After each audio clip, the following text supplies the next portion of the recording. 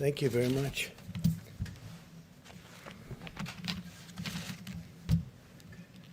Today we continue to send our love to the great people of New York and New Jersey. We support them fully. We grieve alongside every family who has lost a precious loved one. New Yorkers are tough and strong and brave. New Jerseyites are tough and strong and brave, and they're being hit very hard right now. And for the next week, hopefully not much longer than that, it's going to start to go in the other direction. Our country is being hit hard, but some areas have done so incredibly well. We're so proud of them. They will beat this virus. We're going to beat it with the grit and the heart for which they're known and for which our country is known. And we appreciate everything that everybody is doing. We pray for Prime Minister Boris Johnson. He's become a great friend of ours. He loves this country. He loves his country.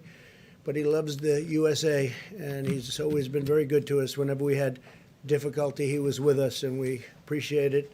So we pray for Prime Minister Boris Johnson. He's going through a lot. As we intensify our military campaign against the virus, I think that it must be brought out that we have to thank the American people for continuing to follow our guidelines on slowing the spread, an expression that more and more people are thinking about. Nobody ever heard of it 2 months ago, and now everybody is talking about slowing the spread, stopping the spread.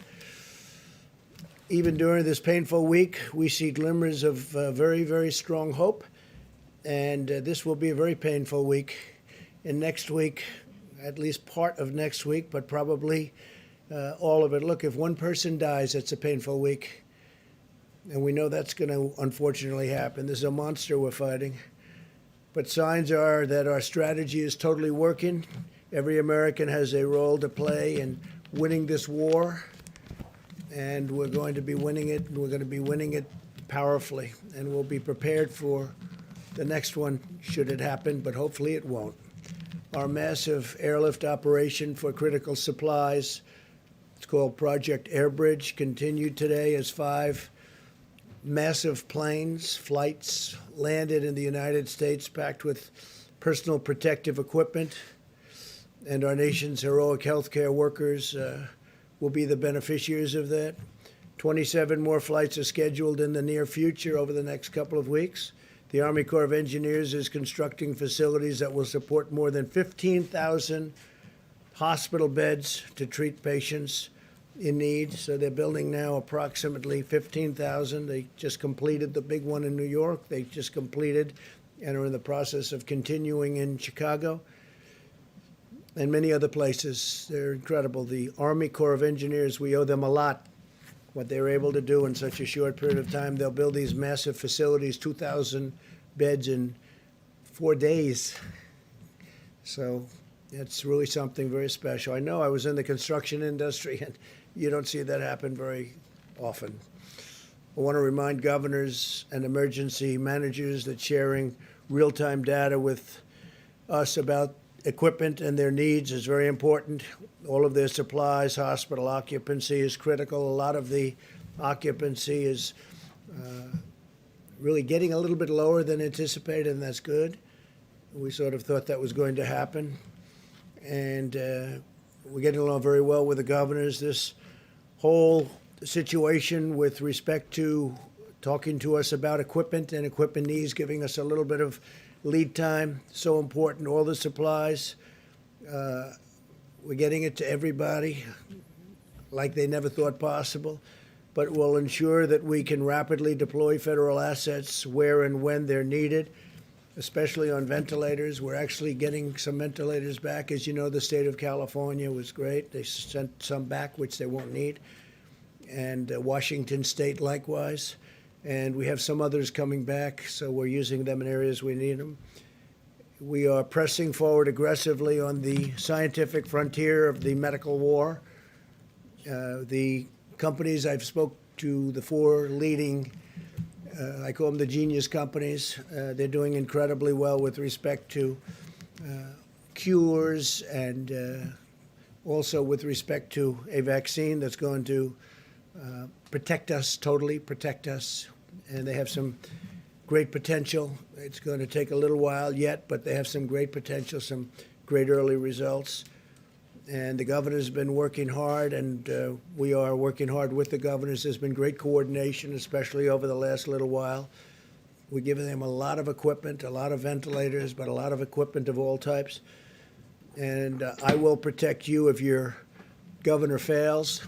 If you have a governor that's failing, we're going to protect you. But the governors are working well with us over the last period of time.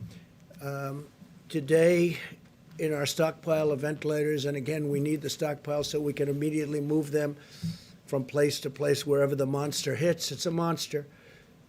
We have 8,675 ventilators right now in stock, ready to move. And we have all sorts of incredible soldiers. Our military is going to move them should they be needed in, as an example, if we need additional in New York or the New York City area. You have state, you have city, and spoke to Mayor de Blasio, and we really have a great, well-coordinated campaign with Mayor de Blasio. It's been really good. Spoke to Governor Cuomo. There's been great coordination. So if they need something, we have it. If Louisiana needs something, we have it. Same thing with Michigan. Same thing with Illinois. There are certain spots that are very hot, and we'll see what happens. But we'll know pretty much. We'll have time, and we'll be able to move it. In addition to the 8,675 ventilators, we have 2,200 arriving on April 13th. We have 5,500 arriving on May 4th. These are ones that we're building for the most part. And we have, as you know, great companies building them. Ford, General Motors, GE. We have really some great companies that are doing it. On May 18th, we have 12,000. On June 1st, we have 20,000. On June 29th, we have 60,000 ventilators coming, 60. So we have a total of 110,000 ventilators coming over a short period of time. I don't think we'll need them. Hopefully we won't need them. I don't think we'll need anywhere near them. But we'll have them for the future, and we'll also be able to help other countries who are desperate for ventilators. The UK called today, and they wanted to know would it be possible to get 200, and we're going to work it out. We got to work it out. They've been great partners, United Kingdom, and we're going to work it out for them. So they wanted 200. They needed them desperately. We now have 10 drugs in active trials, with 15 more soon to follow, as well as 2 vaccine candidates in active clinical trials. We'll do whatever it takes to secure needed medical supplies and bring more production of essential medicines back to our shores. We're doing that. We're bringing them back to our shores. A lot of these companies, they went a little bit haywire. They went away from this great country, and they had them produced elsewhere. So we're going to start bringing them back. I've been talking about that for a long time, not only with medical, but lots of other things. America continues to perform more tests than any other nation in the world, and I think that's probably why we have more cases. Because when you look at some of these very large countries, I know for a fact that they have far more cases than we do, but they don't report them. We've performed 1.87 million tests to date, so that's 1,870,000 million tests. Think of that, 1,870,000 tests to date. And now we're performing them at a level that nobody's ever seen before. As we announced yesterday, CVS testing sites in Georgia and Rhode Island will be using Abbott Labs rapid 5-minute tests. We're down to now 5 minutes. It's a 5-minute test so that people can get their results back very quickly. And we're actively engaging on the problem of increased impacts. This is a real problem, and it's showing up very strongly in our data on the African American community. And we're doing everything in our power to address this challenge. It's a tremendous challenge. It's terrible. And provide support to African American citizens of this country who are going through a lot, but it's been disproportional. They're getting hit very, very hard. In fact, while we have Tony here. I'd like to maybe have you come up and address that one, and then I'll continue. But if you could address that, it would be great, Tony, please. Yeah, thank you, Mr. President. We have a particularly difficult problem of an exacerbation of a health disparity. We've known literally forever that diseases like diabetes, hypertension, obesity, and asthma are disproportionately afflicting the minority populations, particularly the African Americans. Unfortunately, when you look at the predisposing conditions that lead to a bad outcome with coronavirus, the things that get people into ICUs, that require intubation and often lead to death, they are just those very comorbidities that are unfortunately disproportionately prevalent in the African American population. So we're very concerned about that. It's very sad. It's nothing we can do about it right now except to try and give them the best possible care to avoid those complications. Thank you, Mr. President. Thank you very much. And Tony, I think you're going to have some pretty accurate numbers over the next few days, right? But they are they're very nasty numbers, terrible numbers.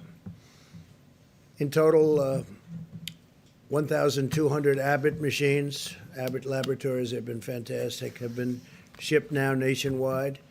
Up to 500 more are being produced every week, and 50,000 testing cartridges are being manufactured per day. That means a lot of very fast tests.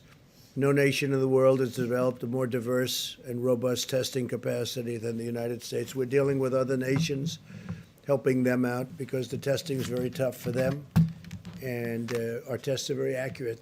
A lot of tests are out there, and they're not accurate at all. In fact, some of the tests, you don't have a clue what's going on. So we're working with other nations trying to get them help also. At a time when many Americans are experiencing increased stress, anxiety, and personal loss, we must also ensure that our country can meet the mental health needs of those struggling in this crisis. There are people struggling. They're struggling. And some people are getting to know each other, frankly. Some families are getting to know each other on a positive note, but there are a lot of people struggling. On Thursday, I'll be speaking to leaders and advocates from the mental health organizations all across our country. And we are going to be talking about resources and tools that we'll make available to them. They need help, and it's a big problem. When you take something where it was the most successful country in the world, still is, the whole world is shut down. Think of it, we're down to numbers that are incredible. As I said yesterday, I think it's 182 countries right now. 182 countries are under attack by the scourge, by this virus.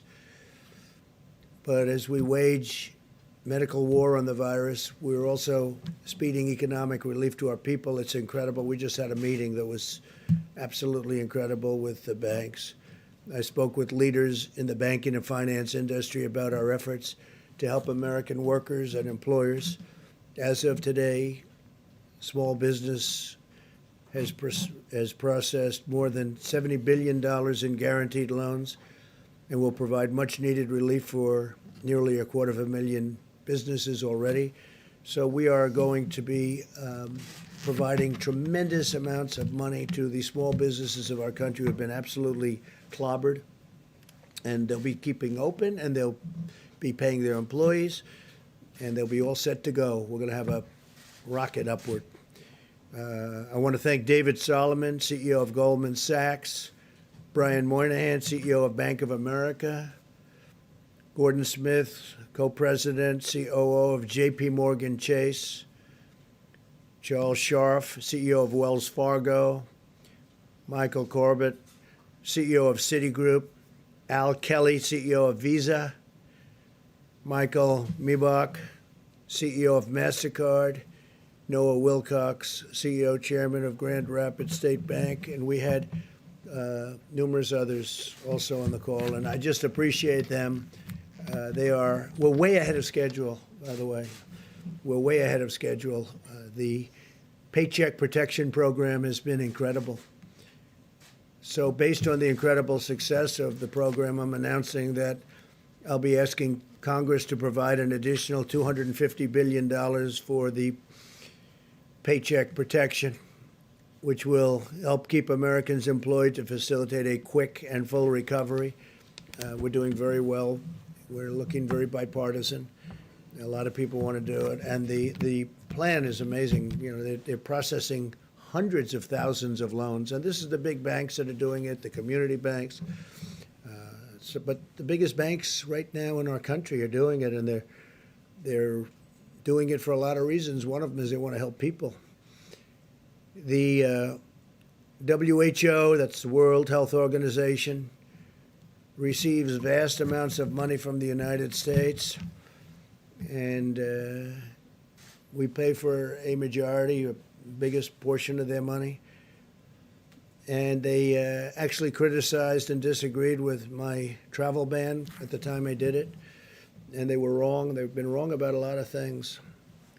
And they had a lot of information early, and they didn't want to, they seemed to be very China-centric. And we have to look into that. So we're going to look into it. We give a majority of the money that they get. And it's much more than the $58 million is a small portion of what they've gotten over the years. Sometimes they get much more than that. Sometimes it's for programs that they're doing, and it's much bigger numbers. And if the programs are good, that's great as far as we're concerned. But we want to look into it. World Health Organization, because they really are, they called it wrong. They called it wrong. They missed the call. They could have called it months earlier. They would have known. And they should have known, and they probably did know. So we'll be looking into that very carefully, and we're going to put a hold on money spent to the WHO. We're going to put a very powerful hold on it, and we're going to see. It's a great thing if it works, but when they call every shot wrong, that's no good. We're in the midst of a great national struggle, one that requires the shared sacrifice of all Americans. In recent weeks, it's been remarkable to see so many companies and organizations and individuals like the banks that I just told you about, biggest banks in the world. They stepped up to help small business. They're big business, small business. The small business will someday be the big business. But the small business is 50% of our economic strength. People don't realize when you add them up, but they just rose to the occasion. Everybody's rising to the occasion. It's been incredible to watch.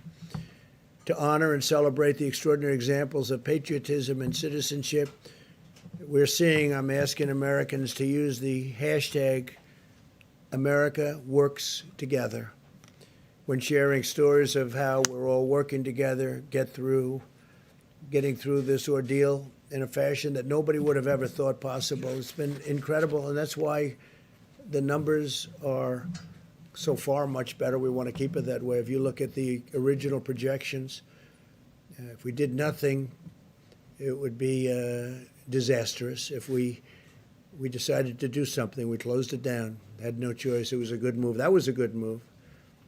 The early China move was a good move. The early Europe move was a good move. We had a lot of good moves, but closing it down was a big statement. It was a big, important thing. But we're looking to have far fewer deaths than originally thought, and I think we're heading in that direction, but it's too early to talk about it. I don't even want to talk about it now because we just want to work, and I think that people are doing an incredible job. The doctors, the nurses, the firefighters, the police, all medical people, what they're doing, the bravery that they're displaying is just incredible. Every citizen should take immense pride in the selflessness and all of the courage and compassion of our people, the workers, the people that are working, and construction workers going into hospitals, knowing nothing about this problem other than it's dangerous, and they go in there to rebuild sections of hospitals, and you have people in really big trouble right next door. They know nothing about it. All they know is they're going to get it done. They're going to fix that wing so they can have more people in there. It's incredible. But this is a national spirit that won our independence and settled the frontier and explored the horizons of space, and that's what we're doing. I mean, this is all new territory. It unlocked the miracles of science, and we're doing that. I wish you could have heard the calls I had yesterday with these great companies that come up with cures to diseases, and the success they've had over the last 15 years is really amazing. So I just want to thank all of them. They're working very hard. They're working with UK right now, and the UK doctors, hopefully helping with their great prime minister. But these people are really tremendous signs of success are staring us right in the face. I think we're going to have something that's going to be great in terms of vaccines and in terms of everything else that they're doing. Just helping, really helping us, helping the people of our country, and helping ultimately the people of the world. So I want to thank you all for being here. I will take some questions, and then I'm going to give it over to the Vice President, and they're going to go into great detail onto what we're doing and all of the successful supplies and medical equipment that we're getting. All of the ventilators, I've said it, but you can go over it in more detail if you'd like, but we're taking in and building thousands and thousands of ventilators, and they're very high quality. I said, you got to go for the quality, and these are quality companies doing it. So, because there is a big difference between a good ventilator and a not so good ventilator, Tony, right? We've seen that. And big difference. So we're going top of the line. Steve, please. The acting Navy Secretary submitted his resignation today, Motley. Why did that become necessary, and what role did you have in this, sir? Well, I had no role in it. I've heard, I don't know him, but I've heard he was a very good man. And the whole thing was a very unfortunate. The captain should not have written a letter. He didn't have to be Ernest Hemingway. He made a mistake, but he had a bad day. And I hate seeing bad things happen. Man made a mistake. But, you shouldn't be writing letters, and you're in the military. You're the captain of a great ship, and you shouldn't be writing letters and sending them to many people. And then it gets out to the media. And, the question is, how did it get out to the media? So there's a lot of bad things happened there. And I had heard he did because he didn't want to cause any disturbance for our country. So that was because he wouldn't have had to resign. I would not have asked him. I don't know him. I didn't speak to him. But he did that, I think, just to end that problem. And I think in really many ways that was a very unselfish thing for him to do. What should happen now to Commander Crozier, who left? Well, they're going to look at that. I think Secretary of Defense, as you know, is Mark Esper, and he's very capable. And I think he's looking at that right now. They're going to just take it under regular Navy channels to see what they want to do. But he made a mistake, but he shouldn't have done that. And your secretary probably shouldn't have said quite what he said. He didn't have to resign, but he felt it would be better for the country. So I think it will end it quickly. Yeah, please. So, Mr. President, a couple on the economic front. The $250 billion that was added today, or will be added for the small business loan program, brings it to $600 billion in total. Do you think that figure is enough? Might there need to be more down the line? When you see hundreds of thousands of applications, don't forget they're for $3,000, for $7,000, some for a couple of million. I guess one of the banks said a couple of million. So they're for different, very varying amounts of money. And there's a limit on the top, and then there's really no limit on the bottom as to what it might be.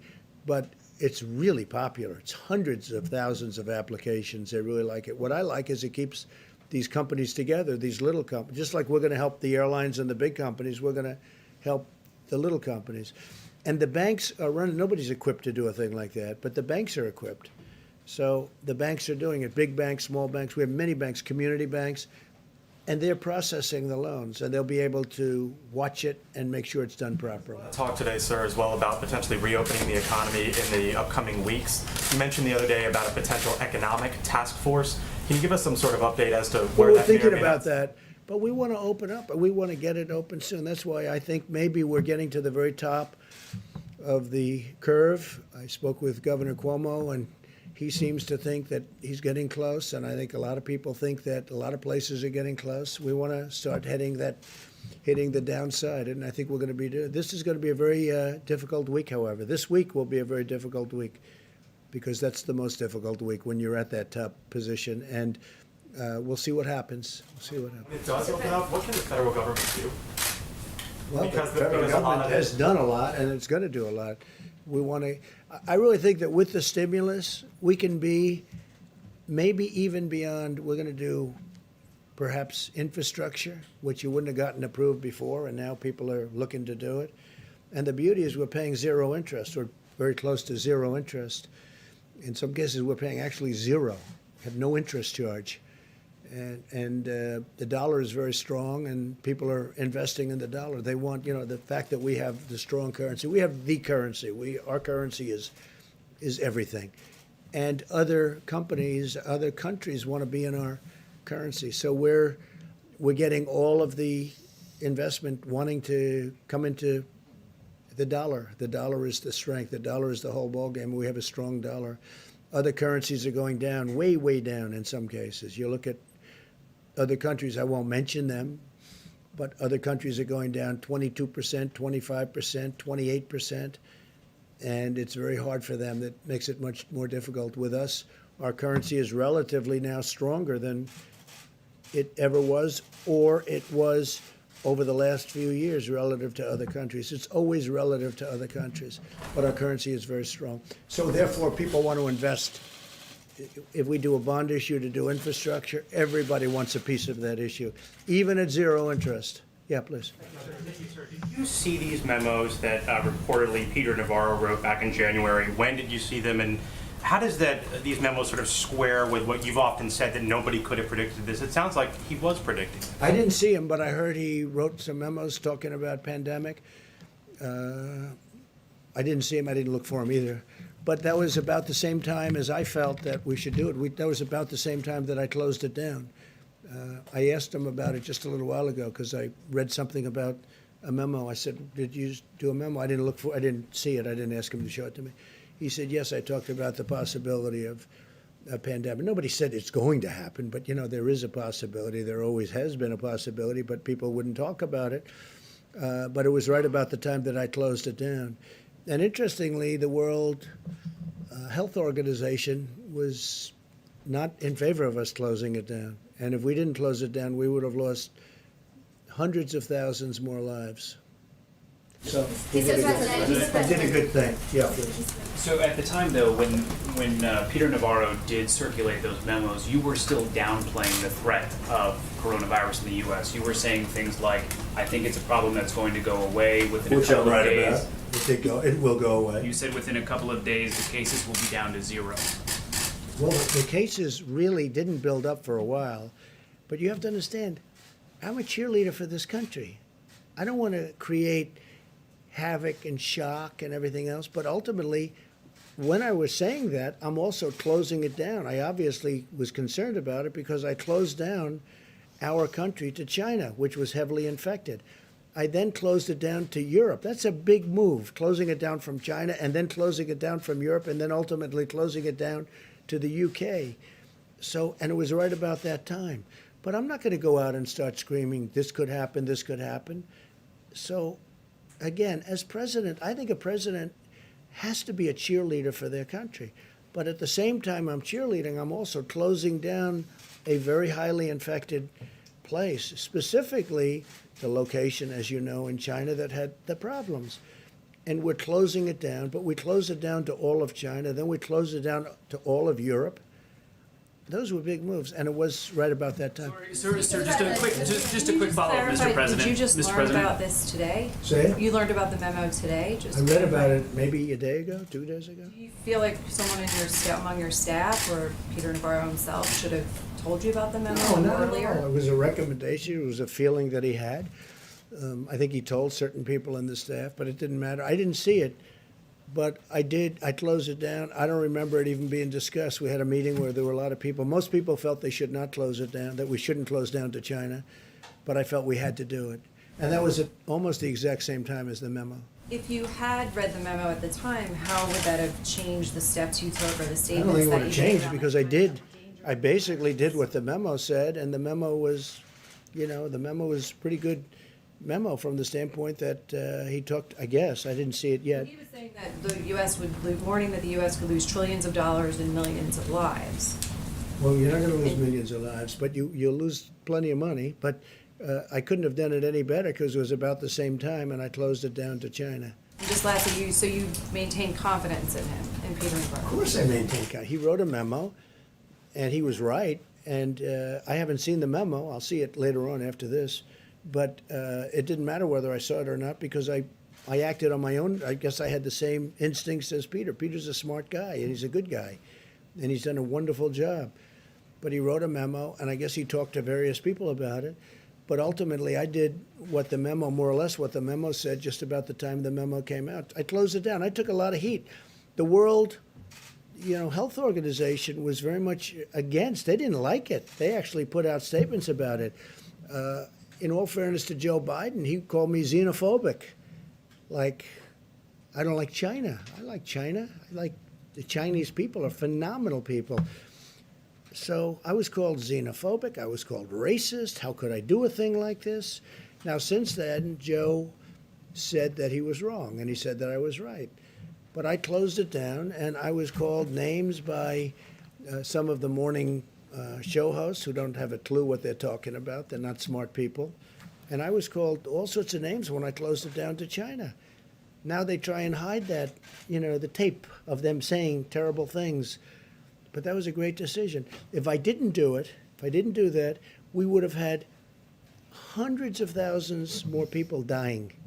Yeah, please. You talked a lot about the WHO, and I was wondering, Dr. Fauci had discussed them earlier, so if I could ask you a question about... Well, he respects the WHO, and I think that's good, and he's worked with them for a long time. But they did give us some pretty bad play calling. They've also, I think, given lots of countries in the world accurate coronavirus testing that's been central to your guys' data modeling and so on. That I don't know. I can only say that with regard to us, they're taking a lot of heat because they didn't want the borders closed. They called it wrong. They really called, I would say, every aspect of it wrong. So it's Until the funding freeze I'm does not happy about it. Look, we fund it. Take a look. I mean, go through step by step. They said there's no big deal, there's no big problem, there's no nothing. And then ultimately, when I closed it down, they actually said that I made a mistake in closing it down, and it turned out to be right. But at the time, they did that. So we're just going to take a look at it. We fund it, and they seem to be, I said recently in social media, I said they seem to be very China-centric. That's a nice way of saying it, but they seem to be very China-centric. And they seem to err always on the side of China. And we fund it. So I want to look into it. Yes, please.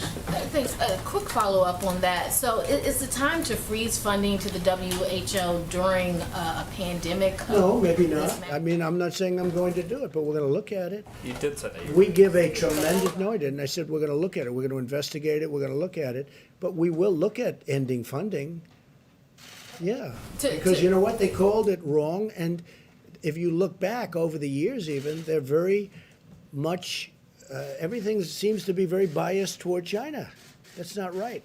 I wanted to follow up. You talked about African Americans and how they've been disproportionately affected by the coronavirus. Seems to be, unfortunately. Do you plan on requiring the CDC, any federal agencies or state agents, public places doing tests and private companies doing tests to collect that data on the race of the people being tested and the race of the people being treated and the outcomes? Well, we're just seeing tremendous evidence that African Americans are affected at a far greater percentage number than other citizens of our country, because we're dealing with our country. Now we're looking at it from a worldwide standpoint. Tony Fauci is looking at it very strongly, but these numbers have started to come out, and they're very strong and they're pretty obvious. I mean, you're talking about. You will release that Seema, would you like to publicly? talk about that for a second, please? I think one of the things that we're going to be doing with our Medicare data is to do that analysis. We're going to look back at the last month or so and look at, related type illnesses going forward. We now have a code for coronavirus, so we can actually stratify by demographic information, so we can look at race as a factor. We can also look at what the underlying health issues are as well. So we'll be providing that data very shortly, but we will be doing that analysis. We're working on that very hard. This is something that's come up over the last, I hadn't heard this, and then over the last few days, this has come up more and more. And I don't mean by a little bit. I mean many times. It's a real thing. Now, we want to find cures, we want to find therapeutics, we want to find vaccines, because that will solve everybody's problem. But why is it that the African American community is so much, numerous times more than everybody else, and we want to find the reason to it. And Dr. Fauci, Seema, both of them, and others are working on this, and they're going to have very good, I would say over the next, in less than a week, I think you're going to have very good statistics. Couple of Do days. something 2 days. specifically aimed at those communities that are being hard hit, those black communities. Well, that we're are being helping hard them hit. a lot. But what's happening is we're trying to find out why is it that it's 3 and 4 times. Now, maybe that's not going to be the final number, but why is it 3 or 4 times more so for the black community as opposed to other people? It doesn't make sense, and I don't like it. And we're going to have statistics over the next probably 2 to 3 days, okay? Mr. President, In the back? Thank you. I'd like to ask a question on behalf of myself and a colleague who couldn't be here due to social distancing. Thank you. Who are you with? Who? With Hearst Newspapers. I'm the print cooler today. Thank you.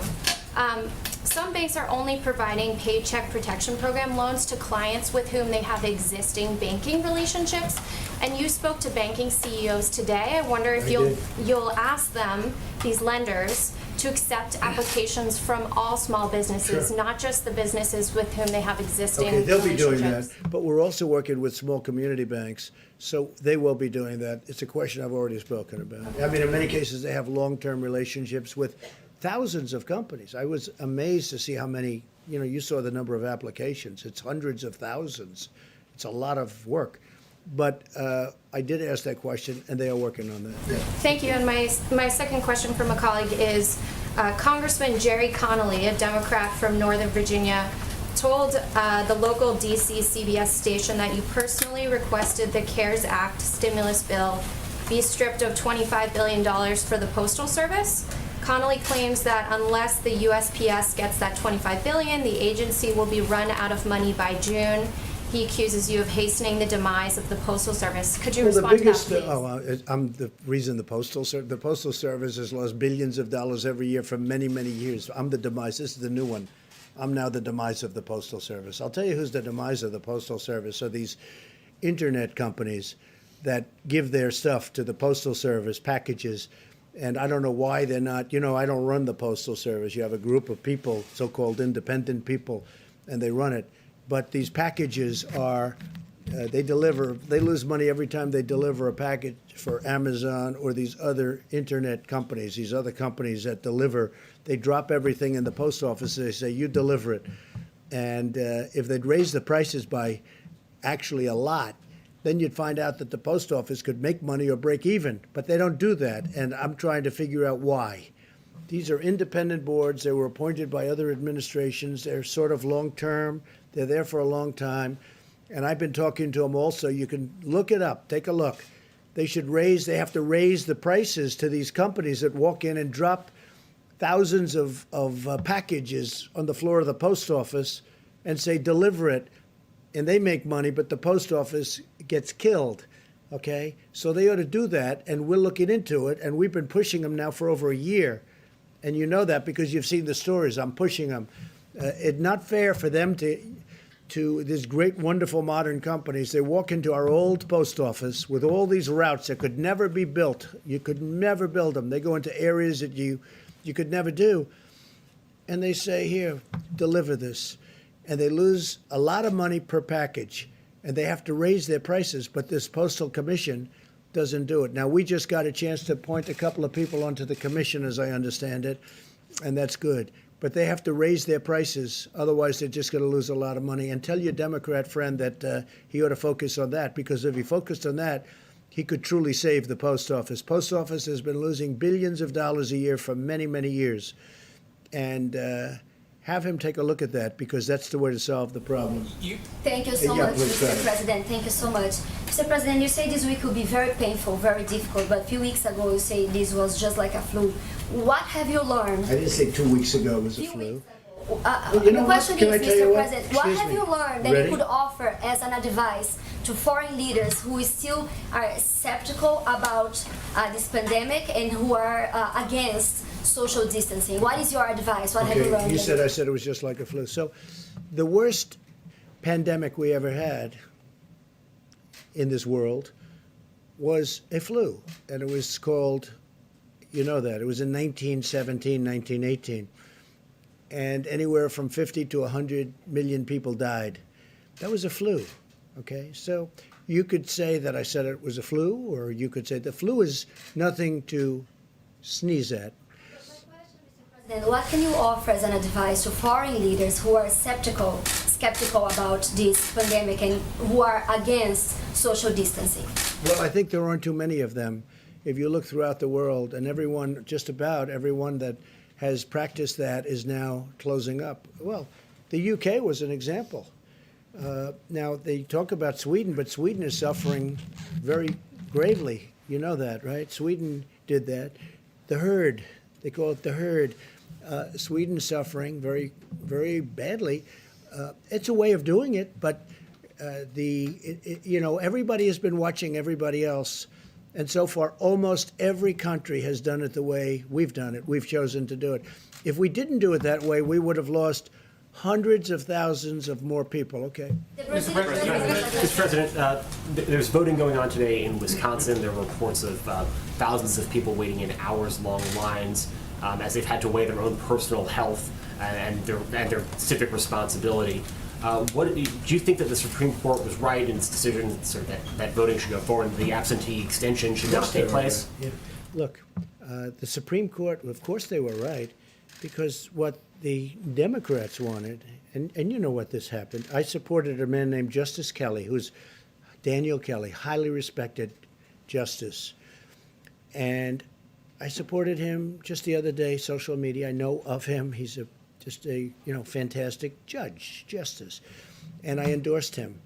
And as soon as I endorsed him, they wanted to move the election. They didn't want to move the election. As soon as I endorsed him, the Wisconsin Democrats say, oh, let's move the election to 2 months later. They didn't mind having the election until I endorsed him, which is very interesting. And now they talk about, oh, safety, safety. Well, it was 15 minutes after I put out an endorsement that they said we have to move the election. They didn't want to move the election before that. The other thing they wanted to do, which is crazy, at the end of the election, they wanted to have 1 week for proxies to come in or mail ballots. Now, mail ballots, they cheat, okay? People cheat. Mail ballots are a very dangerous thing for this country because they're cheaters. They go and collect them. They're fraudulent in many cases. You got to vote. And they should have voter ID, by the way. You want to really do it right. You have voter ID. But the Democrats, and this was turned over in the Supreme Court yesterday, I give great credit to the court, they actually didn't want to have an election day. They wanted to have election day, and then a week after election day, you choose your, all these ballots come in, these mailed ballots come in. The mailed ballots are corrupt, in my opinion, and they collect them, and they get people to go in and sign them, and then they're forgeries in many cases. It's a horrible thing. And so what happened is, the Democrats in Wisconsin, they had no problem with the election being today until I endorsed the Republican candidate, Justice Kelly, Daniel Kelly. And as soon as I endorsed him, they went crazy. They went crazy. And you know that's true. And now all of a sudden, because go back 2 weeks, go back 2 days, they didn't want to move the election. They were having the election. They were fine because they thought they were going to win the election. Then I endorsed him, and all of a sudden they think they're not. Now I understand there are lines that go back a long way. I hope they're going to vote for Justice Kelly. Okay. Mr. President, do you think that Americans should With millions of pills of hydroxychloroquine donated, is there a plan or system in place to track the potential side effects? Well, you saw the representative. Serious harm. So is there a plan to track the side effects? The side effects are the least of it. You have people dying all over the place, and generally the side effects are really with the Z-Pack, having to do with the heart. The Z-Pack, that's the antibiotic, not with the hydroxychloroquine. So a woman last night, I watched her on one of the shows, good show, Laura, and she was. She thought she was dead. She was a representative from Michigan. She was just in horrible shape for 12 days, 14 days. She thought she was dead. I think she said that her doctor said she's, it's going to be very tough. She saw me talking about this, and she asked her husband to go to the drugstore. Now, this is a Democrat representative, a person that, perhaps wouldn't be voting for me. I think she'll be voting for me now. even if she's a Democrat, even if she's a Democrat representative. And they went to the store, which I made available because we have millions of doses. We have, I think, 29 million doses of this drug. And she asked her husband, she said, please go out. I'm not going to make it. Please, you have to hear her story. Please go out, get it. He went at 10 o'clock in the evening to the drugstore. He got it. He gave it to her. Now, you know, I don't say it works like this at all. 4 hours later, she awoke and she said, I feel better. And then shortly thereafter, she felt great. This is a woman that thought she was going to die. I mean, she's a Democrat representative, highly respected woman, African-American woman. I don't know if you saw it. As you asked a question about African-American, she was an African-American woman, a great woman. Her manner of speaking, the way she told the story was beautiful. I asked my husband to go and get it. He got it. She is now okay. I mean, she was interviewed last night on television. And she thanked me. She thanked me even in a tweet. She said, I want to thank President Trump. He saved my life. Look, I don't say that happens with everybody, but that's a beautiful story. There are many of those stories. And I say, try it. Okay, please. I mean, if you're in trouble, if you're going to die, and you're going to die, I mean, you're not going to die from this pill. Now, there could be some side effects, but the side effects is really more so from the Z-Pack. Those side effects? No, doctors have to recommend it. I want doctors. I'm not saying, I'm not a doctor. I'm just saying we hear great results. And some people say, let's go to a laboratory, let's test it for a couple of years. And no, we got people dying in this country and all over the world right now, not in a couple of years. They're dying. As we speak, there are people dying. And I really think it's a great thing to try, just based on what I know. Again, I'm not a doctor. And I say, get a physician's approval. And they have physicians in these hospitals, great physicians, brave physicians.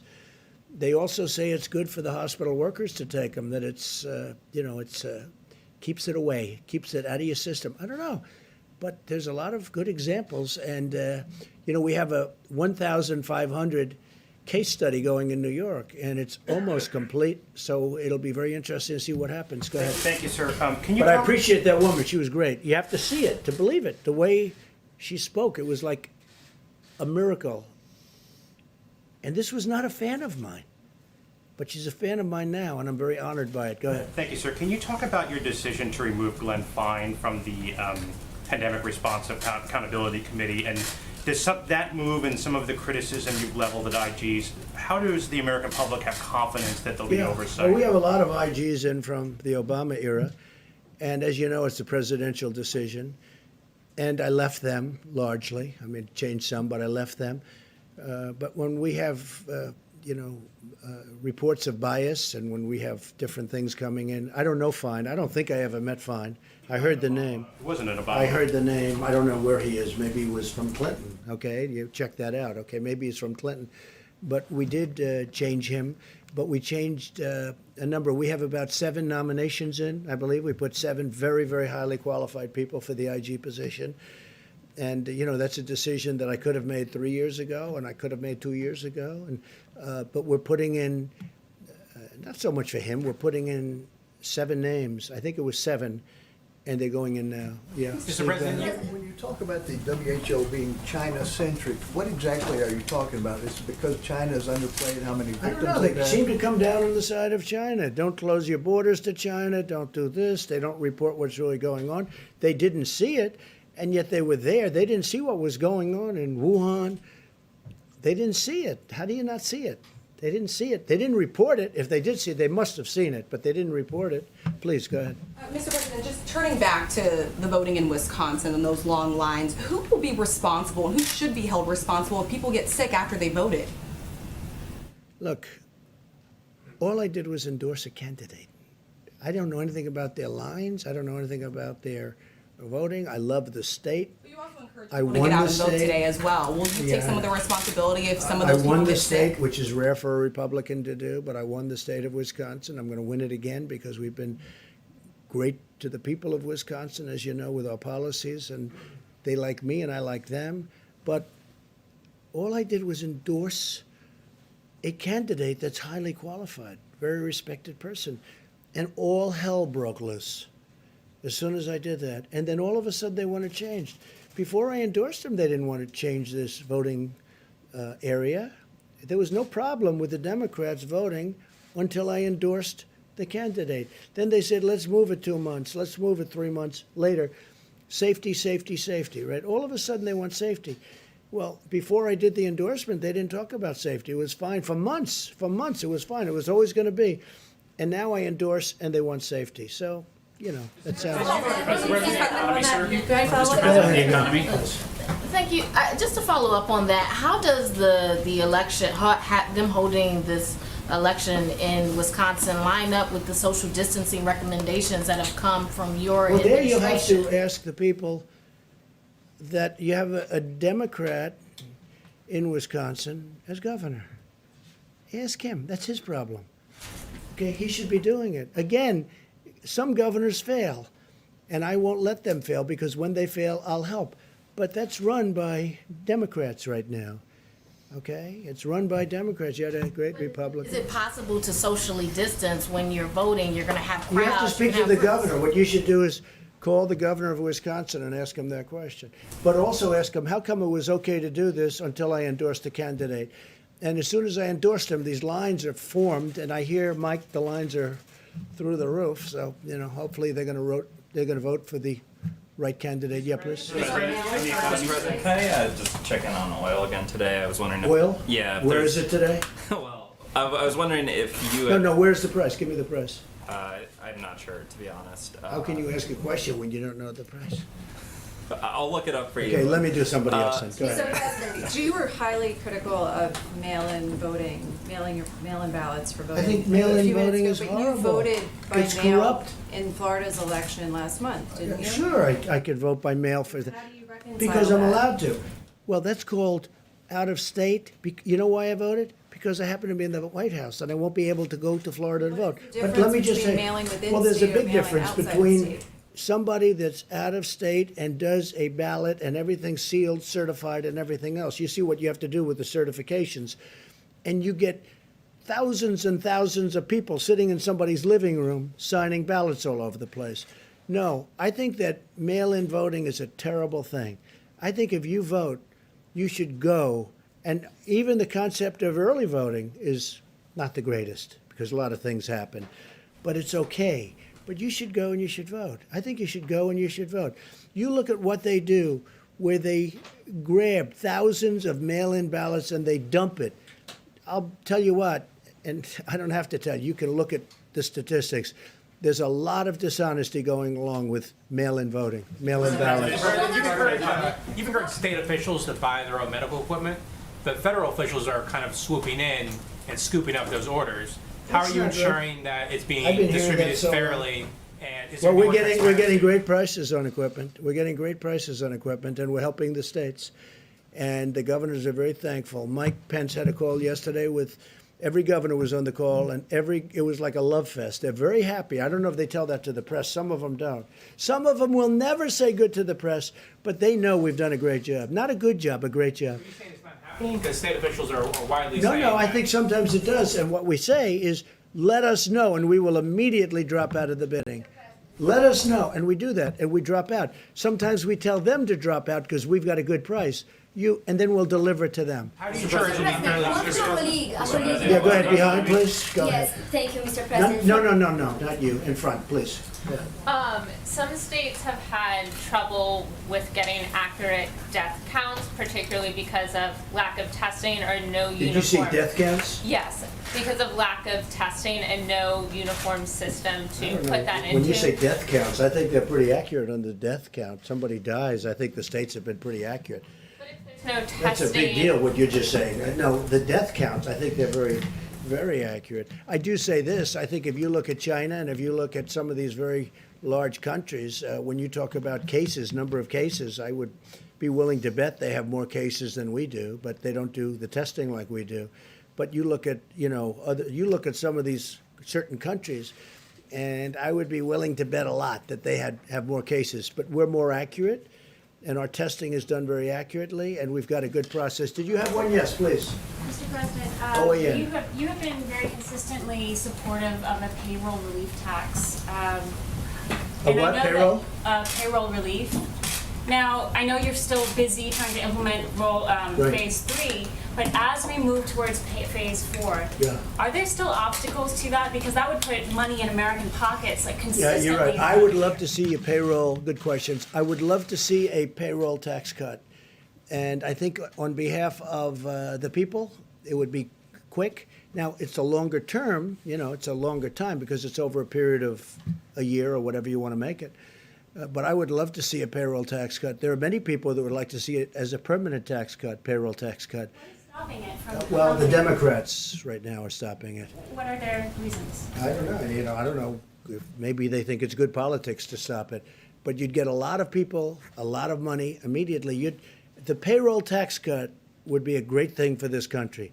I would like to have it regardless of this, but this would be a fantastic time to have the payroll tax cut. The Democrats are stopping it, but I don't think they're.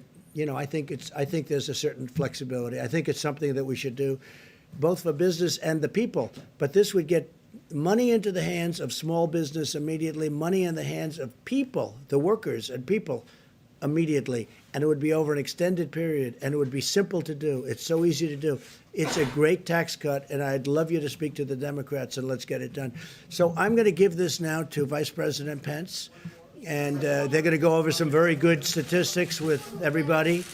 And we'll have a couple of answers on that because we're working very hard on the African American community with respect to what's going on because it's not good. I don't like it. And we're going to have some very good statistics, Tony, I think, over the next couple of days. So thank you all very much. Thank you.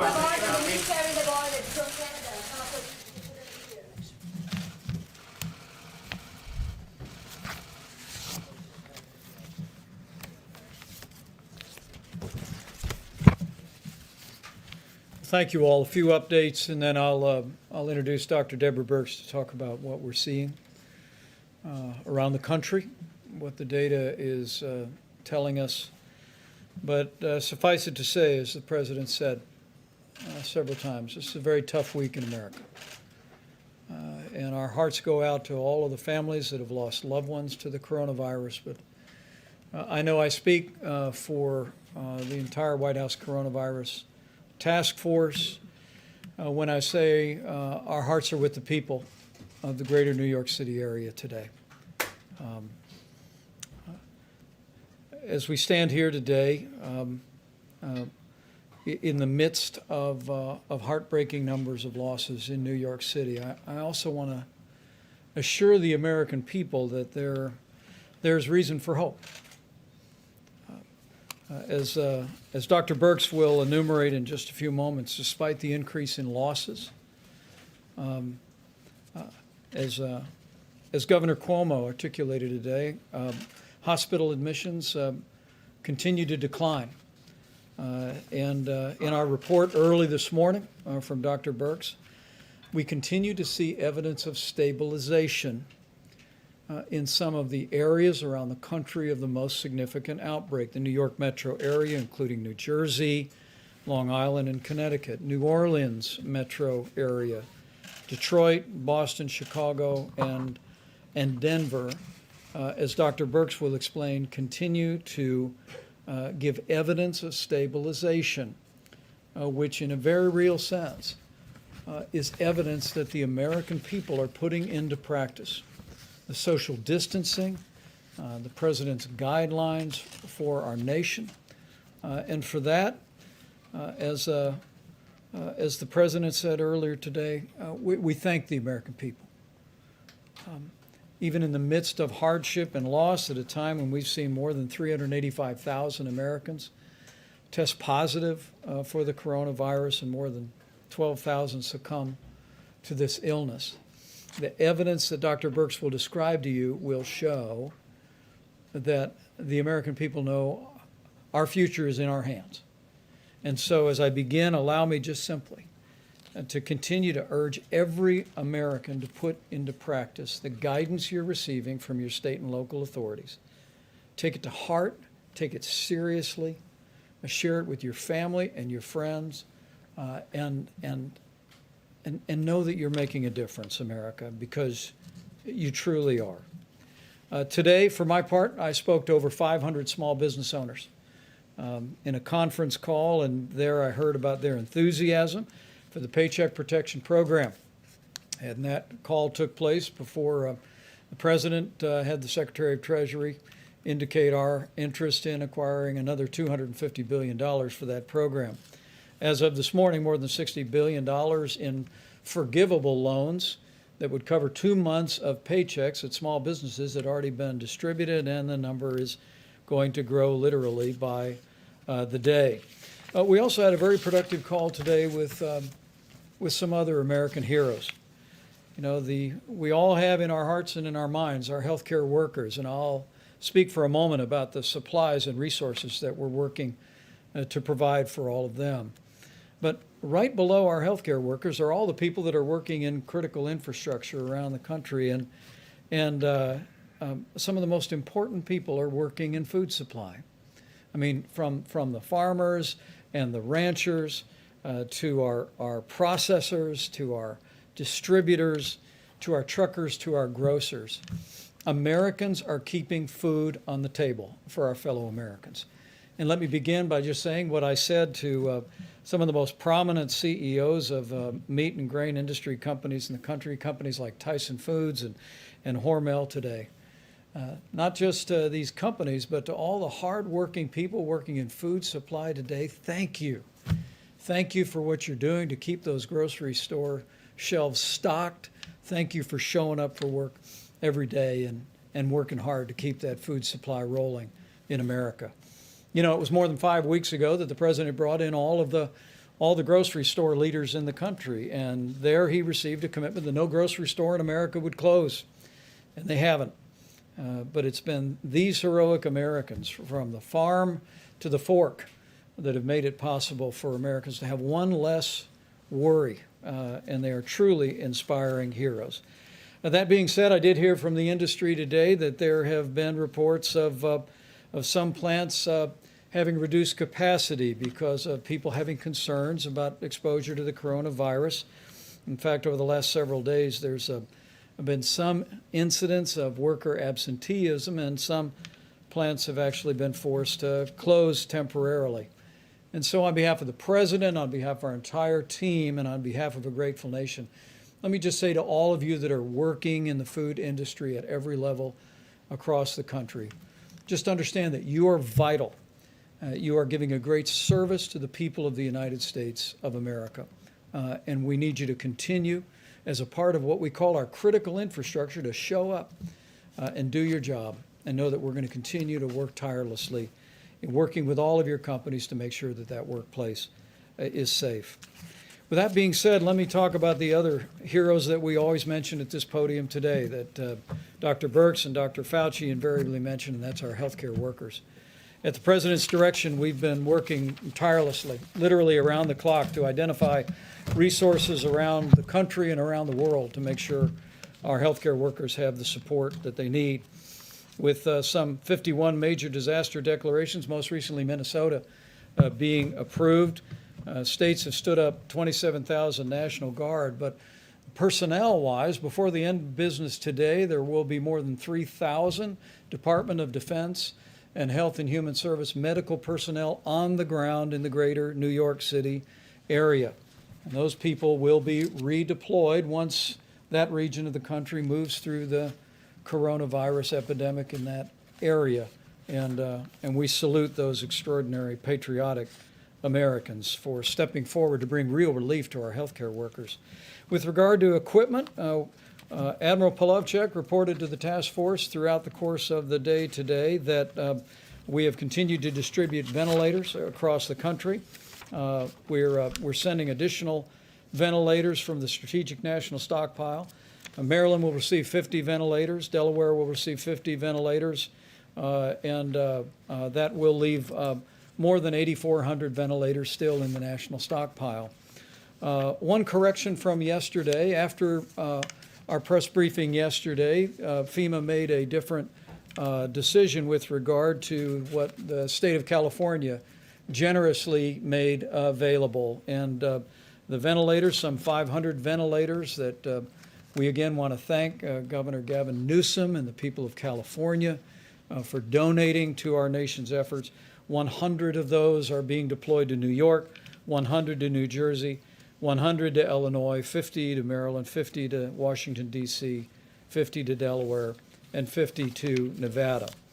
With regard to the remainder of what we call personal protective equipment, again, we've been literally leaving no stone unturned anywhere in the country, anywhere around the world. And as Admiral Polovchak described just a couple of days ago, we've established not just an air bridge, but a control tower system modeled after military logistics out of FEMA.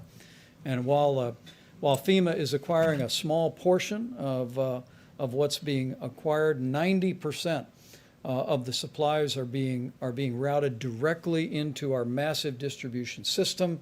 And FEMA is using the data that Dr. Birx provides to target those resources to the areas most in need. I asked them to break out a few details about resources that just in the last 5 days have been distributed, and I hope it's an encouragement to healthcare workers all across these regions and around the country about the efforts that are being made to make sure they have what they need. You can see the New York metro area, including New Jersey, just in the last 5 days, more than 6 million N95 masks, more than 6 million surgical masks.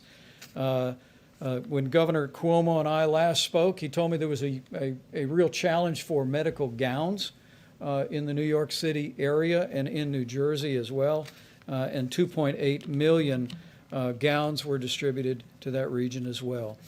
Going next to New Orleans, where again, while we see some encouragement, challenges remain in that community.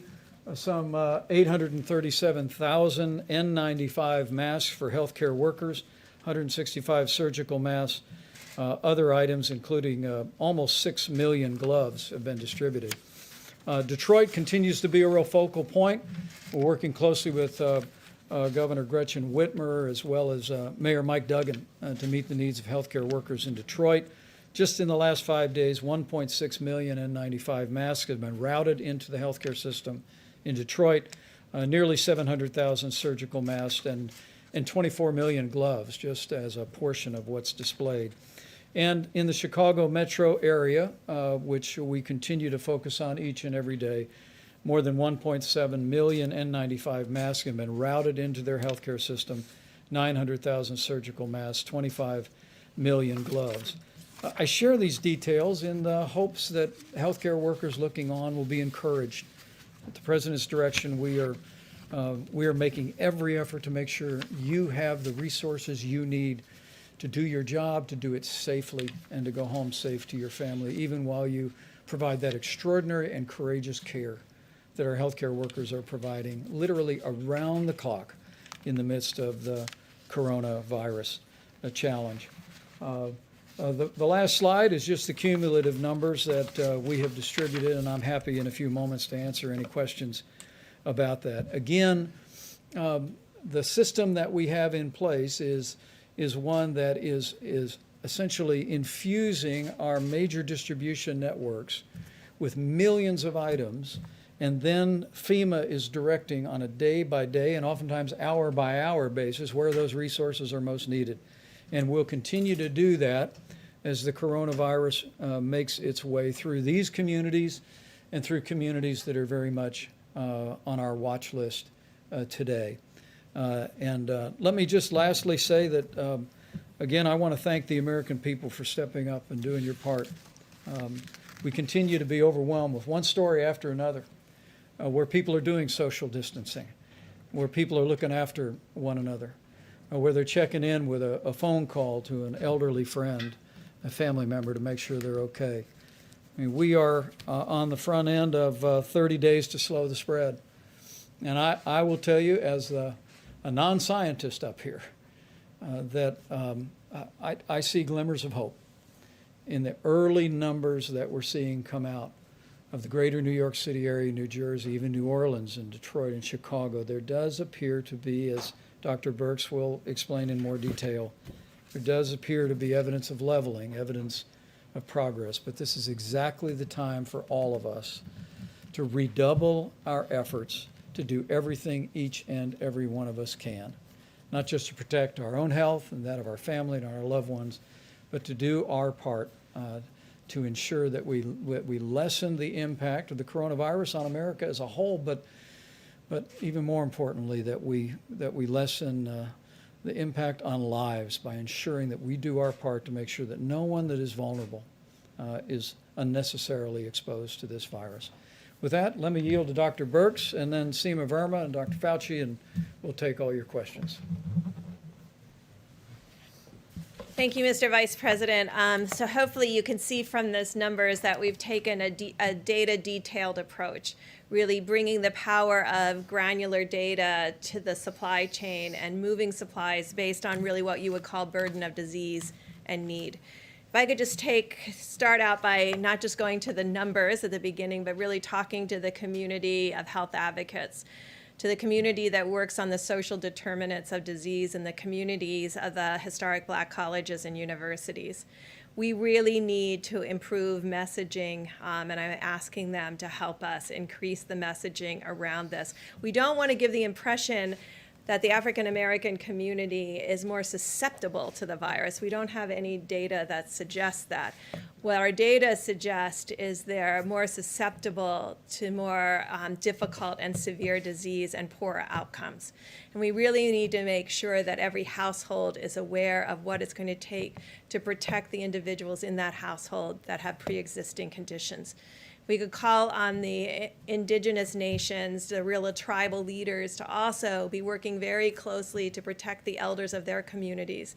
We know this is more difficult in multi-generational households, and it's really going to call for really unbelievable attention to details of hand washing and protecting others from each other, particularly if you don't feel well. This is really a call to action to the communities to make sure that we get messages appropriately out there so that everyone understands what it's going to take for us all to protect one another. And we know it can be done because we can see these changes. I wanted to go through the numbers at a high level so you understand why particularly these supplies went to these areas to begin with. We talk about attack rates or the cases per population. So in the New York, as a state, they have 7 cases per 1,000. This is the highest in the country. In New York City itself, it's closer to almost twice that in New York City. New Jersey is 4 per 1,000, Louisiana 3 per 1,000, Massachusetts 2 per 1,000, Connecticut 2 per 1,000, Michigan 1.5 per 1,000. The District of Columbia in the Baltimore area now 1.5 per 1,000, and we're watching them very closely. Pennsylvania 1 per 1,000, but we're concerned about Philadelphia. What is allowing us to move supplies based on burden of disease and need is the extraordinary West Coast that has had very low numbers, from Washington that was less than 1 per 1,000, California that is less than 0.5 per 1,000, and Oregon that's even less than that. And it's those states where there's large populations, because of the enormous work that they're doing to prevent expansion and spread of the virus. It's allowing resources to go to these states and these communities and these counties that need more support. And so this kind of data analysis is allowing us to make very intelligent decisions about need, but also really understanding what's happening across the country in the development of the curves, as you have heard about. And so we do see, and I know you heard me caution that over the weekend, sometimes there's decreased case reporting, and so there were increases in a series of communities on Monday. We're seeing that stabilize again, and when you look over 3 days, you're starting to see that we may be actually in a series of communities outside of New York and New Jersey and Connecticut, creating a much flatter graph. A much flatter curve. So you saw New York and the increase, and then you saw, we're hoping, as Governor Cuomo and the mayor has described, that they're getting to a steady state where the next outcome is going down. But we see across the country, in Detroit, in Chicago, some real, not this extreme going to 7 cases per 1,000, but really staying in the more 2 cases per thousand and a different curve parameter than, and it really shows the amazing, amazing activity of every American in those cities to really ensure that there's social distancing, and really importantly, to ensure there's less socialization between households, and really ensuring that the household really remains independent and protected, and not really at this moment going out into the community or socializing anywhere but a virtual way on computers, by Zoom, by FaceTime. And I think we can really see that in the data, and it's really given us great heart. I want to finish by really talking to my laboratory directors, because you're extraordinary and you've done an amazing amount of testing. Those nearly 2 million tests that we're getting to, those were all done in the last 2 to 3 weeks. But we do have excess capacity. So if all the lab directors could look in their laboratories, if they have an Abbott M2000, if they could get that up and running, we could double the number of tests that we're doing per day. That is a high throughput. The machines are throughout the United States. There's hundreds of them. Right now, about 80% of them are idle. We're going to have a call with the laboratory directors of these laboratories to really ensure this is an automated, robotic situation that they can run. There's over 1 million tests sitting, test kits sitting, ready to be run. We have 5 platforms of tests. This is one of our really high volume platforms, like Roche, and we're really calling on them to really increase that capacity so that we can do not only increased diagnostic testing, which I think we're doing quite well right now, but also increasing the ability to do more healthcare workers, first responders, community testing, and surveillance. And then finally, you will see, and you've heard about it happening in the UK and other places, there's a series of antibody tests out there that have not been validated.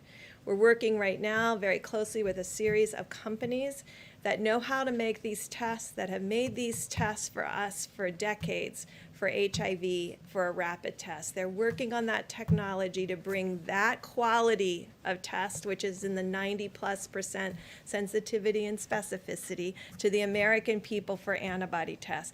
But until we get those, if you see them on the internet, do not buy them until we can give you a test that's reliable for all Americans. And we are working very hard to have that happen and bring that to the American public.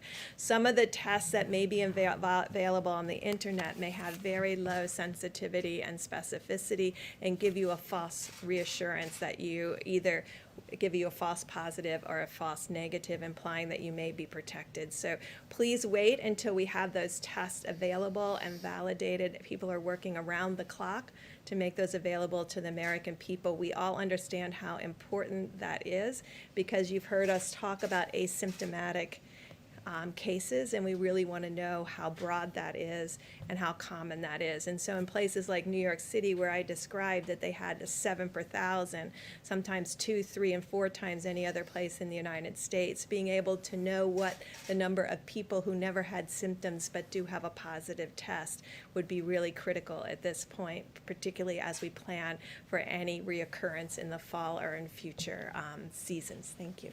Great. And we at Seema Verma, Center for Medicaid and Medicare Services, will discuss what we've done to support hospitals. As we support healthcare workers, we want to make sure the institutions that are providing the environment for care are well-financed, and she's got a couple of funding streams, and help is on the way. Seema? Thank you, Mr. Vice President. And let me just start with echoing the President and the Vice President's comments about our condolences to all the people out there that have lost somebody to the coronavirus. And also a sincere appreciation and thanks to all our healthcare workers that are on the front lines. But we know that it's the impact on the healthcare system isn't just those frontline workers. Healthcare organizations across the nation are having increased expenses. They're having to spend more on supplies. You're seeing all of the supplies that are being sent to them, and that's having a direct impact on their on their bottom line. Many of them are also having increased expenses because they're taking advantage of some of the flexibilities that we've given them. Hospitals without walls, they're putting, you may see tents out in their parking lots where they're doing testing or screening, so they have a lot of increased expenses as well. Other healthcare organizations are not performing essential surgeries or other services. A lot of them are moving to telehealth, and that represents lost revenue for these healthcare organizations across the country. And so the president has asked us to address this issue. About 10 days ago, we put out something called accelerated payments that we do in the Medicare program, and it allows us to advance payments to providers based on their historical Medicare revenues that they receive. So just in 10 days, we've been able to provide payments to providers. We had about 25,000 requests. We've processed about 70% of these. It's happened in about 5 days, and the total on that is about $34 billion that we've managed to put into the healthcare system. But those are essentially loans. The president has asked us to go further with this and to start the implementation of the CARES Act. That provides $100 billion to the healthcare system. You've heard Secretary Azar talk about the focus on some of those dollars going towards the uninsured, but the president wants us to accelerate getting those dollars out. And so this week we will be putting out another $30 billion, which are grants. This is going to be based on Medicare revenue. There are no strings attached, so the healthcare providers that are receiving these dollars can essentially spend that in any way that they see fit. Also, this is going to be done in a very easy, simplified way. For many of our healthcare providers, we actually do direct deposit with them, and so those dollars will just go right into their bank accounts. For other providers, all it's going to require is some very simple registration, and we'll be able to give them that money as well. So we're expecting that to happen this week. The other thing to note is that this is not a first-come, first-served basis. Because we are basing this on their Medicare revenue, they will get these dollars. So even if it takes a few days, there shouldn't be any panic in the system as well. The other thing to recognize here is that our priority was on getting these dollars out as quickly as possible. We heard that from the many healthcare providers across the country that weighed in on this. They said the most important thing was to get these dollars out as quickly as possible. But we recognize that in terms of getting these dollars out, because it's based on Medicare revenues, there are providers out there, pediatricians, children's hospitals, OBGYNs, even our nursing homes, that a lot of their revenue comes from other sources, Medicaid or other payer sources. And so those organizations will be addressed in the second tranche of funding, and we'll have a priority for these organizations and these types of healthcare providers. Also just want to say, so together between the loans that we've put out there with our accelerated payments and the $30 billion, that's about $64 billion for the healthcare system this week alone. And so I think, again, this is part of our effort to support the healthcare system, and also just want to, again, say thank you to all our healthcare providers out on the front lines. To all Americans, the best thing that we can do to support our healthcare providers is to adhere to those guidelines around 30 days to slow the spread. That is the best thing that we can do to support our healthcare workers. Thank you. Dr. Fauci, please. I just want to make a brief comment to get back to the discussion about the health disparities in the African American community, because it really is very important. And the reason I want to bring it up, because I couldn't help sitting there reflecting about sometimes when you're in the middle of a crisis like we are now with the coronavirus, it really does have ultimately shine a very bright light on some of the real weaknesses and foibles in our society. And as some of you know, the greater proportion of my professional career has been defined by HIV/AIDS. And if you go back then, during that period of time when there was extraordinary stigma, particularly against the gay community, and it was only when the world realized how the gay community responded to this outbreak with incredible courage and dignity and strength and activism, that I think that really changed some of the stigma against the gay community, very much so. I see a similarity here because health disparities have always existed for the African American community. But here again, with the crisis, how it's shining a bright light on how unacceptable that is. Because yet again, when you have a situation like the coronavirus, they are suffering disproportionately. As Dr. Berg said correctly, it's not that they're getting infected more often, is that when they do get infected, their underlying medical conditions, the diabetes, the hypertension, the obesity, the asthma, those are the kind of things that wind them up in the ICU and ultimately give them a higher death rate. So when all this is over, and as we've said, it will end, we will get over coronavirus, but there will still be health disparities, which we really do need to address in the African American community. Thanks. Well said. Questions for our panel, please? Yeah, for Mr. Vice President, and then a question for Dr. Birx as well. Sure. On the ventilator issue, with 8,400 of them in the stockpile and tens of thousands more coming, why are states like California and Washington needing to send ventilators to other states, and is that smart if they might need them later on? Well, I'm going to let Dr. Birx speak about what's happening in California and Washington, because it is a real credit to the people of both states and the leadership of both states to see the progress that we've made. We continue to witness that the numbers where the outbreak began, we all remember when this first emerged in the Seattle area, the numbers continue to be steady and low.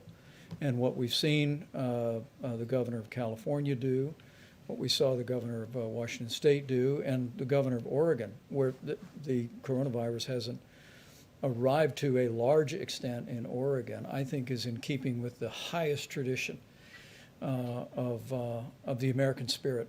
And they are understanding what I think Americans are understanding more and more, that while we tend to think of this as one large curve in our minds when it began in our country, and we long for the day that it will end, and we want to hasten that day by putting into practice all these mitigation efforts. The reality is, what these experts have explained to this layperson, is that what we're actually going to witness is a number of small curves that will cumulatively mean that curve.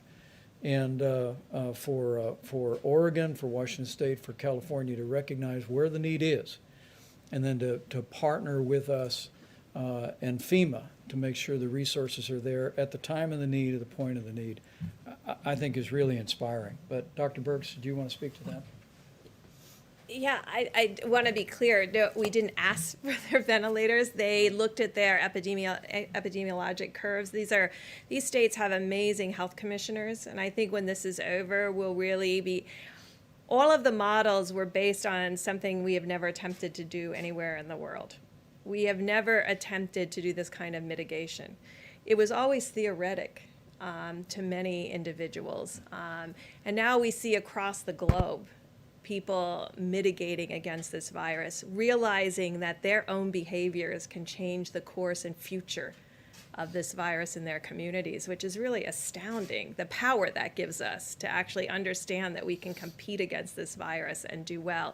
And so I think their governors and their health commissioners looked at their curves, looked at their hospitals, looked at their ICU, and looked at their needs, and then decided that they didn't need those at this time and wanted to make it available for other states that were in more of that 2 per 1,000, 3 per 1,000, 4 per 1,000, and 7 per 1,000. And I think we'll learn a lot from other states and other communities to really understand how to do this better next time. And I think this is what will teach us, because we've never attempted anything like this, at least in my lifetime, where we've had, these 30 days to stop the spread. I mean, we've not ever put out information like that.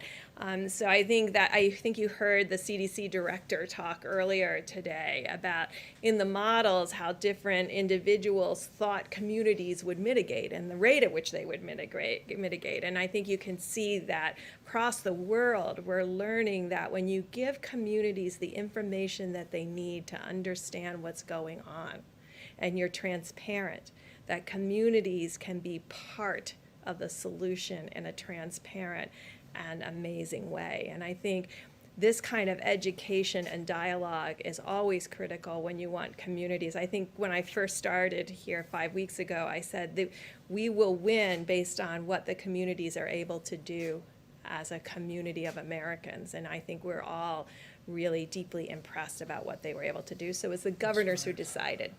The testing backlog, I just had a quick follow-up question on that. How close are we to getting into that 24-hour window you've talked about being very important? And then what is the status of the self-swab test?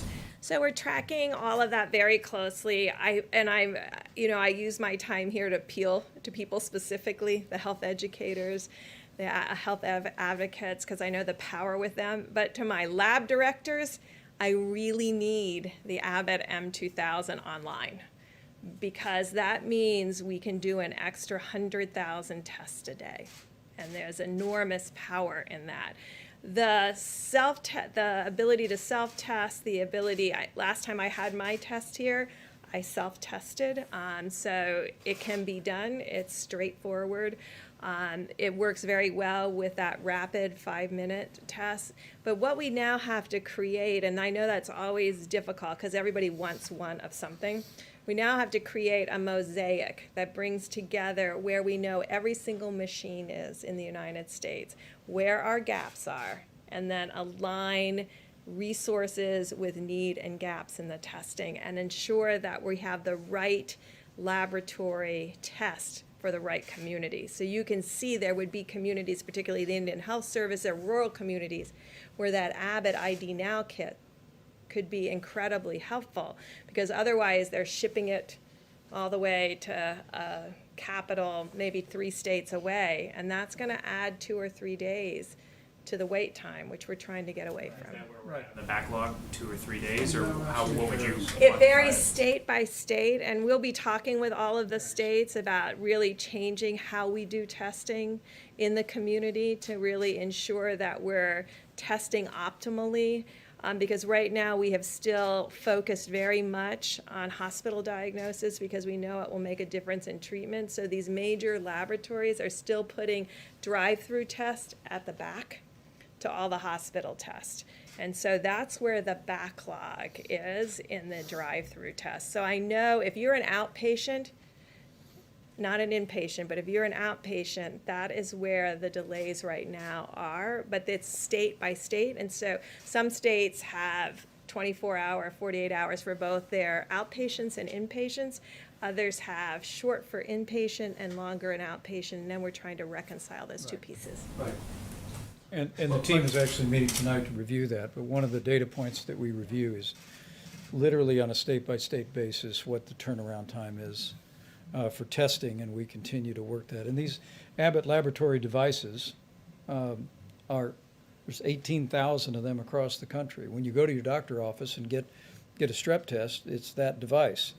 All Abbott Laboratories has done, with strong and swift efforts of the FDA, is create a test to put in that for the coronavirus, and it's a 15-minute test. And so I want to renew our call to all the healthcare providers around the country is find your Abbott device, and we'll work our hearts out to get a test to you. How about in the back corner? Mr. Vice President, thank you. One for you and then one for either of the doctors, if you don't mind. For you, sir, back to this idea of reopening up the economy, since it's not like there's a switch that you can just turn it back on. How does the administration envision this happening? Is it guidance from the White House and you hope the governors follow it? Are you going to put it in the governor's hands or the mayor's hands? How do you envision all of that working together? Well, the one thing I can assure you is that the president's decision in that regard is going to be informed by what the data shows and about decisions about when we can responsibly reopen America and put America back to work. I can tell you the CDC will have new guidance tomorrow that the CDC will be publishing for people who were in proximity to an individual that tested positive for coronavirus but have no symptoms. And CDC will be publishing new guidance about how those individuals and the circumstances under which they might be able to return back to work using some facial protection and monitoring their temperature, but we'll detail that for you. But what we're going to be doing over the weeks ahead is, while we focus every day at the point of the need, as the president said many times, our first mission is to save lives.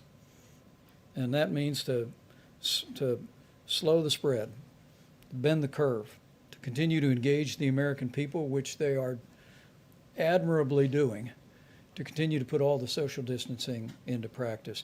But there is a dual track that the president has already initiated. Some of the best minds here at the White House are beginning to think about what recommendations will look like that we give to businesses, that we give to states, but it'll all, I promise you, be informed on putting the health and well-being of the American people first. Dr. Burks? Either for Dr. Burks or for Dr. Fauci. Or do either of you want to take that? Or Go ahead. secondly, as a lot of parents are sitting home with their kids, and they've been home with their kids for weeks now, and they're wondering, maybe resigned to the fact that maybe their kids aren't going back to school this year, but are looking ahead. What do you think summer camp holds, and what do you think the start of next school year holds? If you could look down the line, do you think those start on time? Do you think school next year starts on time? Can I say a word on behalf of teachers since I'm married to one? There you go. My wife was all day yesterday at the elementary school she teaches at, loading up about 500 bins of art supplies for kids. And she's just one of millions of teachers across this country who find themselves having to distance teach kids. And I'm proud of Karen, but relatedly, I'm proud of every teacher in this country. The Secretary of Education was here not long ago talking about our efforts to expand distance learning resources, even in K through 12. To all the teachers who are out there, we just want to say thank you. Thank you for what you're doing, for continuing learning even in this challenging time. And to all of the kids, just because you're home doesn't mean you don't have to do your schoolwork.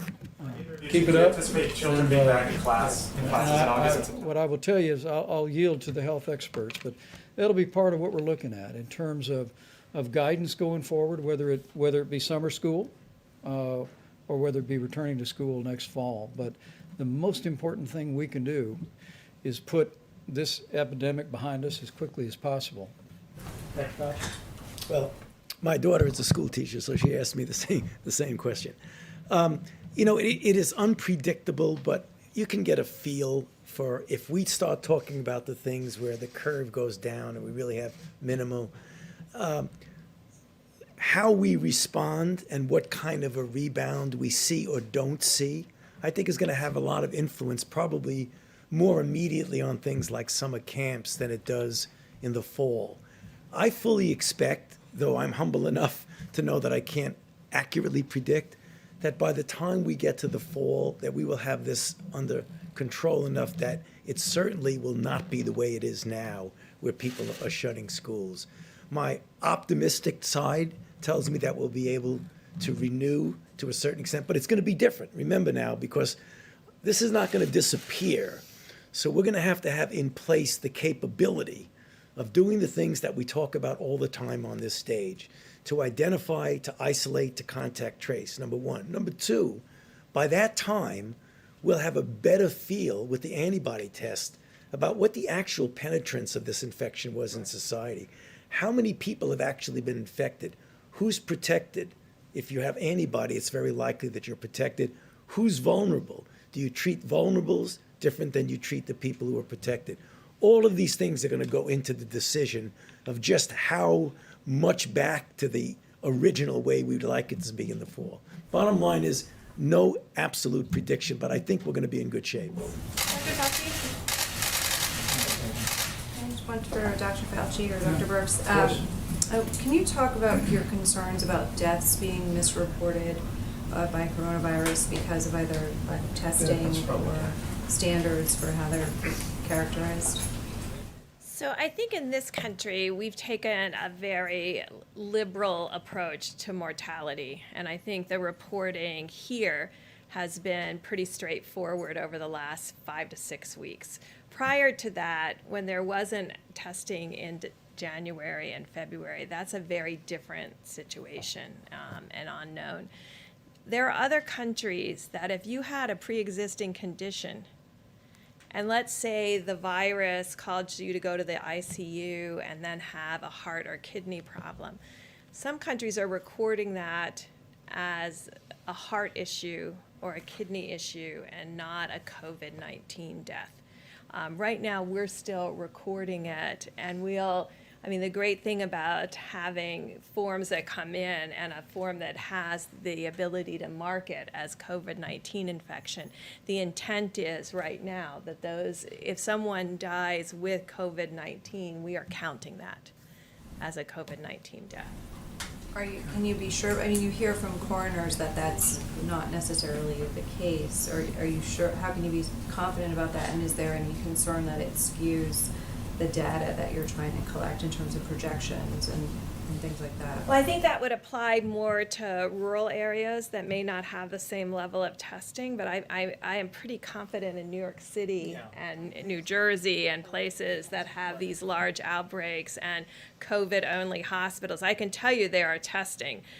New York and New Jersey together have, by proportion, are testing extraordinarily well as Washington State and Louisiana.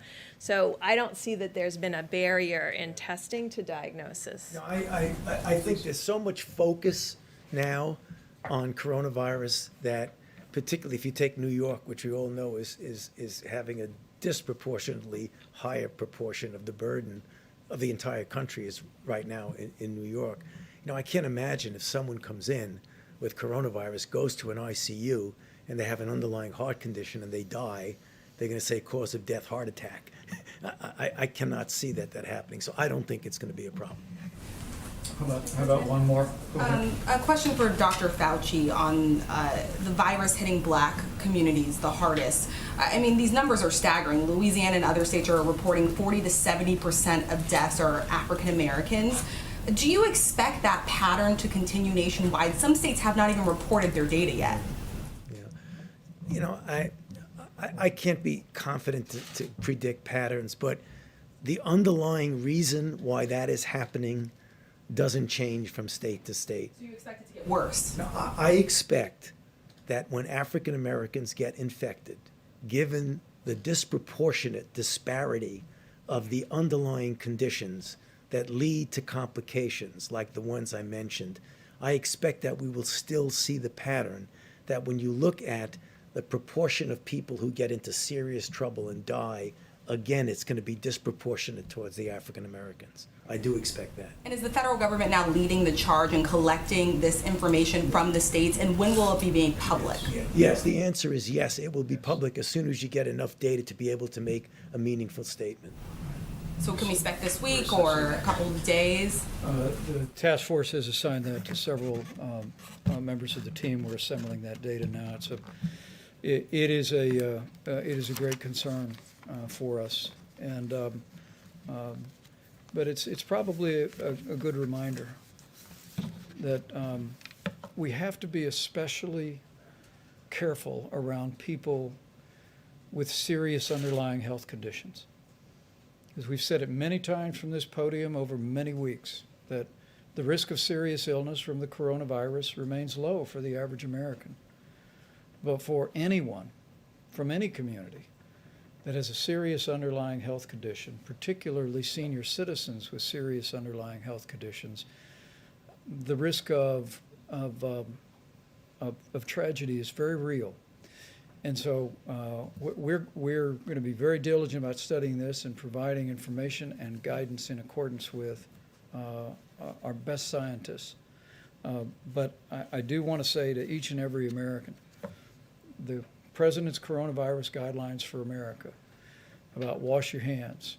If you're sick, stay home. If you can work from home, if you're not in critical infrastructure like our incredible healthcare workers or all those heroic people working to keep food on the shelves at our grocery stores and keep medicine at the pharmacies, we ask you to work from home if you can. Avoid unnecessary travel.